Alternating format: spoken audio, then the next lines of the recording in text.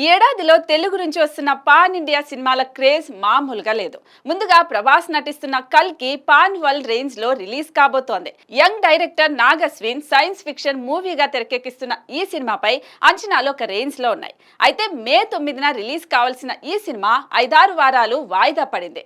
ఇక కల్కి తర్వాత పుష్ప 2 థియేటర్లోకి రానుంది.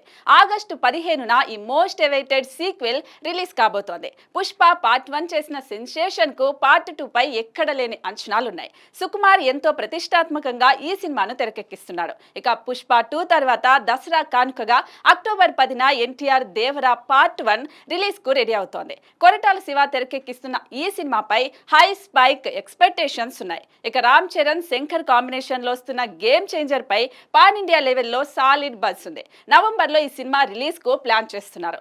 లేట్ అయినా కానీ ఎప్పుడొచ్చినా గేమ్ చేంజర్ మామూలుగా ఉండదనే నమ్మకంతో ఉన్నారు మెగా ఫ్యాన్స్. మొత్తంగా పాన్ ఇండియా లెవెల్లో ఈ 4 సినిమాలపై భారీ అంచనాలున్నాయి. ముఖ్యంగా బాలీవుడ్ ని సినిమాలు భయపెడుతున్నాయి. ఎందుకంటే ఈ సినిమాలకున్న క్రేజ్ కు నార్త్ లో ఒక రేంజ్ లో రిలీజ్ చేస్తున్నారు. అది కూడా ప్రముఖ డిస్ట్రిబ్యూటర్ అనిల్ తడాని ఒక్కడే నార్త్ ఇండియాలో రిలీజ్ చేస్తూ ఉన్నాడు. గతంలో Baahubali part 1, Baahubali part 2, KGF chapter 1, KGF chapter 2, Kantara, Pushpa, Salaar, Hanuman తో పాటుగా ఎన్నో చిత్రాలను నార్త్ లో డిస్ట్రిబ్యూట్ చేశారు. దీంతో తెలుగుతో పాటు హిందీలోనూ కల్కి, దేవరా 1, పుష్ప 2, గేమ్ చేంజర్ సినిమాలకు భారీ ఓపెనింగ్స్ రావడం పక్కా.